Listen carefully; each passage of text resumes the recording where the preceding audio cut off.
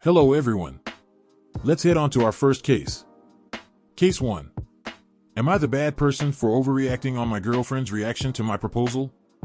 I proposed to my girlfriend yesterday, and while I thought I planned something really special, I'm feeling confused and hurt by how things unfolded.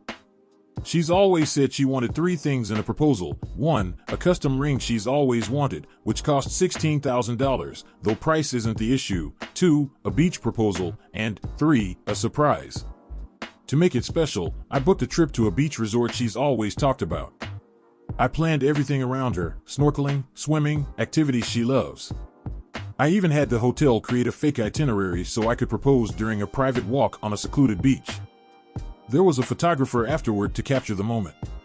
On the drive back, she seemed off. We had dinner reservations at 7:30, but because the proposal location was 15 minutes away, we didn't make it back in time. The restaurant offered to send our meals to our room instead, so we ate by the fireplace, just the 2 of us. That night, she told me she was disappointed. She had wanted to celebrate at the restaurant and didn't like having a photographer because she hadn't done her nails. She kept bringing it up throughout the night, and I was honestly shocked. I apologized for not getting back sooner and for the photographer, explaining that I just wanted to capture a special moment in a place we likely wouldn't be able to return to. We ended up arguing because she kept saying room service didn't feel like a proper way to mark our engagement.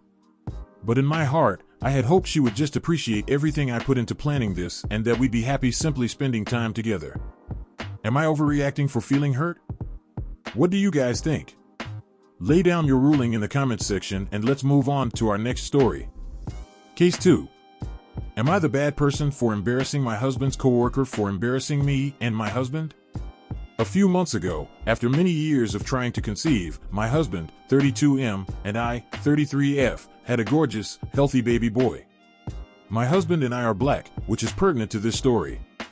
We were over the moon, and family, friends, and coworkers had also been excited for us. Right after I delivered, my husband emailed a birth announcement with a photo of our son to everyone in his office. Fast forward a couple of weeks, and my husband came home fuming after his first day back at work. One of his coworkers informed him that another guy in the office, a new young employee my husband barely knew, had been telling everyone willing to listen that my husband couldn't be our son's father because that baby is too light to be his and its hair is too long and straight. That's a white man's baby, or an Asian's. This guy proceeded to tell everyone what a sucker my husband was and that his excitement over finally becoming a dad was blinding him to the reality that he had been cheated on and his wife impregnated by another man. Side note for anyone who's still unaware, in 2025, black babies in general are fairly pale as newborns, and their skin will darken over the first few weeks. Hair changes to a clear pattern are usually gradual as well. Our son was no exception, and is now my hub's mini-me. My husband said he had immediately confronted and questioned the guy, who completely denied saying anything inappropriate and claimed he only said, as a joke, the baby was too cute to be my husband's. But others in the office confirmed the first coworker's account. Not only that, the guy had tried to parlay his superior perception skills into some weird form of workplace clout. Fortunately, the guy got moved to a different shift that same week, so my husband didn't have to see him again. That is, until a company event this past weekend. Families were invited, and we took our son. And who should come and insert himself into our group as we were chatting with the boss, but Brown Noser McMouth. He interrupted our conversation and introduced himself to the boss, shaking his hand. When I realized who he was, my anger came flooding back, and I said, "I don't believe we've met. But aren't you the guy who went around telling everyone in the office I must have cheated on my husband with a white or Asian man and this couldn't be his son?" The guy went red and silent. Boss said to him, "See me in my office first thing Monday," and walked away. I think someone's fired. My husband said I went too far because it was already over and done with. I said it wasn't done for me until I'd had my say, and I was the one being defamed, not him. Am I the bad person? What do you guys think of this one? Let us know in the comments section and let's move on to our next story. Case 3. Am I the bad person for letting my SIL interview me about being a birth mother knowing my answers wouldn't be exactly what she was looking for? I, 34F, gave birth to a baby boy when I was 20 and I put him up for adoption. I don't know anything about him and never had any contact with his family or him. This isn't something I keep secret, but I also don't go into the details frequently either. My husband's younger sister, 22F, became a young mom at 17. She and her boyfriend considered giving their baby up for adoption but decided to keep their child and raise her. This made SIL passionate about adoption and adoptee rights and birth mother rights. She fell somewhat down the anti-adoption online rabbit hole. Not to say there aren't negatives to the industry, there are. But she's got a lot of wrong ideas. She's also a college student and focuses a lot on adoption for her assignments. She wants to be a social worker who helps people keep their kids so adoption becomes a thing of the past. I'm the only birth mother she knows well enough to ask for an interview, and when she asked I said yes. Her questions focus around a few areas, from why I gave my own baby up for adoption to what could have changed it and did I have any regrets. She also mentioned some studies about skin to skin, and if I could go back would I have held the baby and given him skin to skin with me. I'll sum up what I told her/answered with. I have zero regrets about giving the baby up for adoption, and if I had to remake the choice, I would. This was the only good decision for him. For that reason, even though skin to skin has benefits, I would not have held him knowing about those. Had I held him at all, I would have kept him and his life would not have been good. I was not selfless enough to put him first. He would have been abused by my ex-partner and I would have stayed. He would have been living among drugs, sex, and all sorts of things with random people coming in and out, and I would have stayed. Keeping him would not have changed that.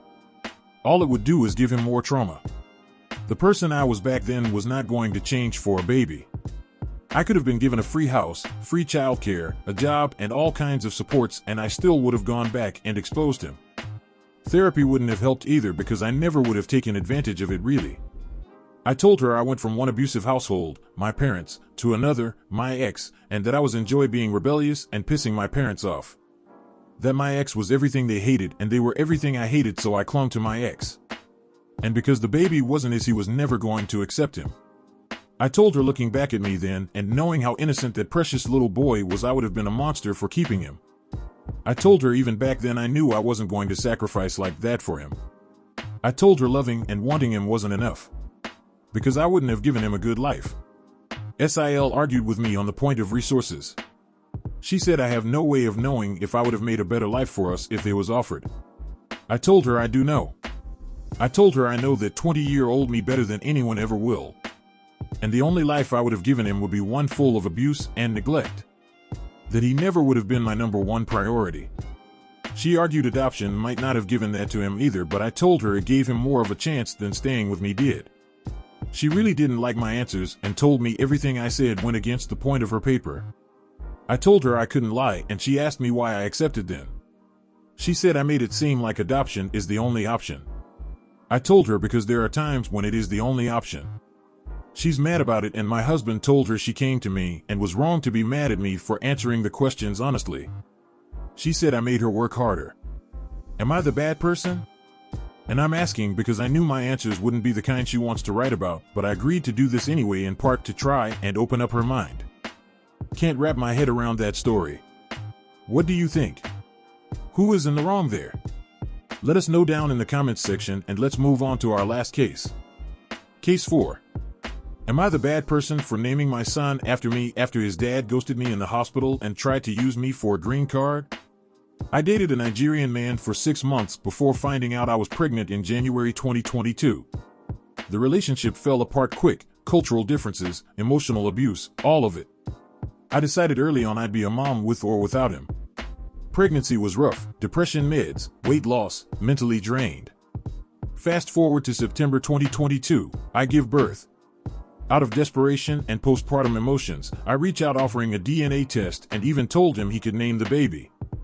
No response, calls, texts, voicemails, nothing. After 3 days in the hospital, I named my son myself.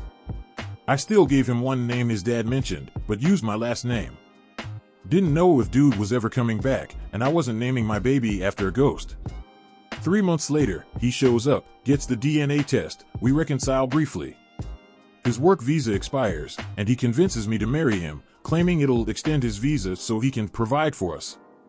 Promised couples therapy, family vacations, all the good stuff. What he didn't say was that I'd be applying for his citizenship.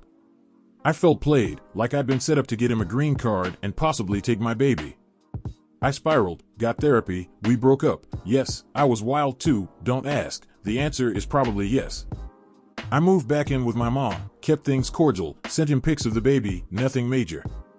Then on my son's first birthday, September 2023, I get served with a protective order out of nowhere. Shook me, not gonna lie. No contact for months, he misses both birthdays, but he sends $400 per month. Cool, I was prepared to be a single mom. Here's the issue, now, 2025, he's demanding I change my son's last name and middle name to his tribal names. Claims it's about some inheritance in Nigeria. I told him I'd think about it if he could consistently show up for his son, said this back in November 2024. He just popped up last weekend after months and is still making demands. Am I the bad person for telling him no? My son's got my name. Period. You've sat down, you've listened. Now, it's time to state your ruling. What is it gonna be? Let us have it down in the comments section down below. Thank you for watching. Please like this video if you enjoyed it and subscribe for more cases like these. In life, we may run, but we can never hide from true justice. Stay safe, everyone.